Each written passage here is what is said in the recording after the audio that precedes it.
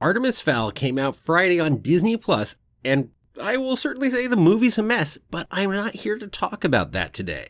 I'm here to talk about the good aspects of the movie, because there certainly were some incredibly talented people involved in that movie, and I'll tell you more after the intro.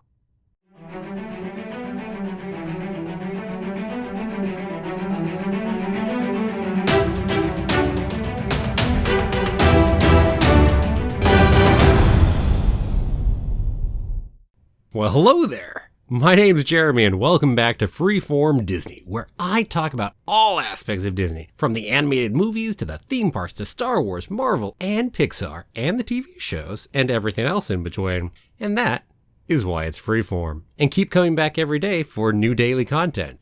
If you're not subscribed yet, don't forget to hit that subscribe button.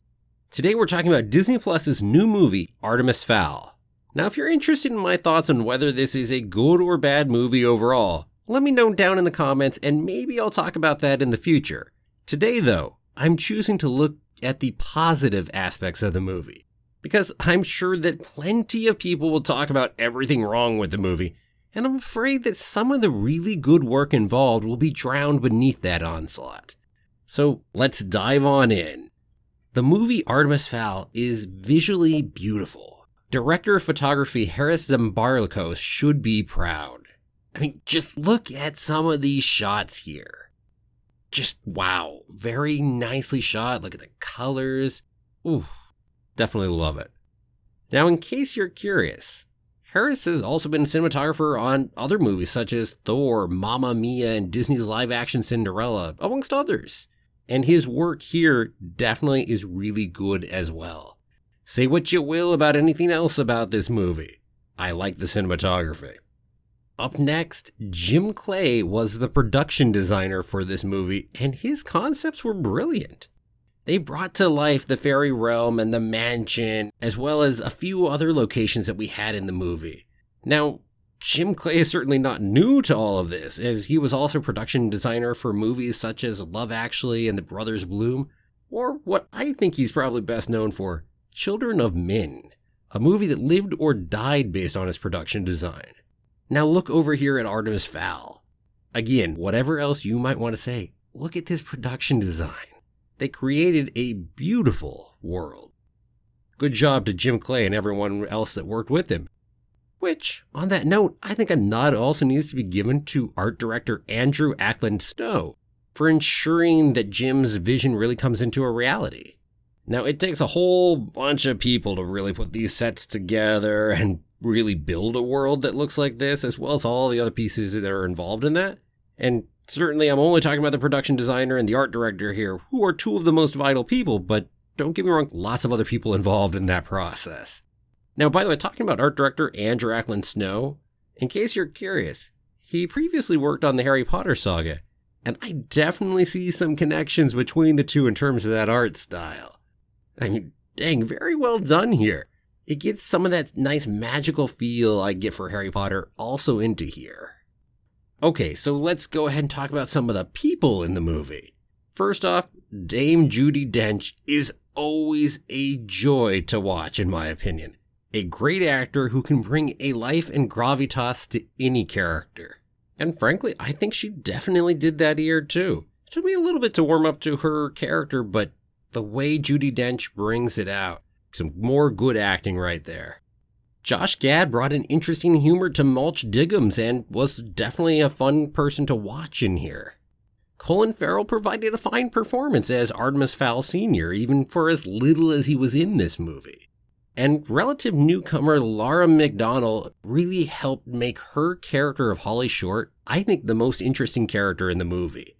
And I definitely credit the acting for a good bit of that work right there. Now again, my comment is not about comparing the book to the movie or anything else like that. This is about the acting in this case. And I thought there was definitely some good acting within this movie. So definitely credit to these actors. Now, while I'm giving credit to the actors for bringing these characters to life, there's definitely some other people that also need to be credited here. And let's go ahead and start with Sammy Sheldon, the costume designer for Artemis Fowl. The costumes for this movie were truly one of the absolute highlights of the movie. One of my favorite things about this movie were those costumes. I mean, wow, knocked it out of the park, Sammy Sheldon, right there. And this just shows you that Sammy Sheldon, once again, clearly has an eye for great costumes. And when I say again, let me note that she's the one who designed the costumes for films like V for Vendetta or X-Men First Class or Ant-Man. And I really can't wait to see the Eternals, knowing that she was the costume designer behind that movie. Yeah, just such an intriguing way of going about those costumes. I love her work. Now, if costumes help bring characters to life, certainly there's another aspect too. How about hair and makeup? Now that's Carol Hemming here on this movie. And yeah, I mean, dang, some nice hair and makeup work too. I mean, when you think about hair, which is some of the easier to spot on some of this sometimes, think of Josh Gad's beard or Judi Dench's hair and you know who to thank. And I think she did a great job on this movie. And hey, you never know, perhaps in the future she'll be able to add another award to the one that she won for her work on Disney's live-action Cinderella, right? And last but not least, I'd like to note the work of prosthetics designer Kristyan Mallett. No doubt there was definitely a need for prosthetics in this movie. From the ever-present fairy ears to the other magical creatures he helped bring to life. And also, there are all kinds of prosthetics in movies that you probably never even notice because they're meant to not be noticed. And he did a great job here. I loved it. It definitely worked really well.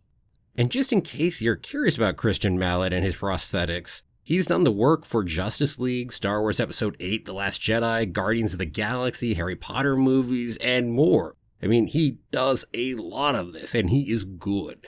And certainly, he was good here too. I mean, you see the work in this movie. Nicely done. So, there you go. An impressive job from all of these great people. There truly was some great work done in this movie of Artemis Fowl. Now, what I just gave was not an exhaustive list. Please don't take it that way, because it never will be with a major film, as there are far too many people involved. If you ever watch the end credits, I'm one of those people who do, but there are minutes of end credits just to try to get through most of the people really involved in a movie. So yeah, there are tons and tons of people involved, and for anyone who I left off this list who deserved to be on here, please forgive my lack of attention as it was not intended as a slight. I just wanted to point out some of the really good work that went into this movie. Now, one last note here. While this movie may get lambasted as a mess of a movie, just remember that there really was a lot of great work that went on it too, by many very talented people. And try to give them some acknowledgement for their contributions, as I think they definitely deserve it. So thank you to everyone I mentioned above and those who I overlooked. And now, it's that time of the video. What about you? Have you seen Artemis Fowl? What was your favorite aspect of the movie? And if you're interested in my thoughts on whether the movie was overall good or bad, tell me that too. Let me know down below in the comments. And, as always, thanks for watching. If you liked the video, please give it a like, share it with anyone you think will too, and don't forget to subscribe if you haven't done so already. I'll see you back here tomorrow for another new episode of Freeform Disney. Have a magical day, and may the Force be with you. Always.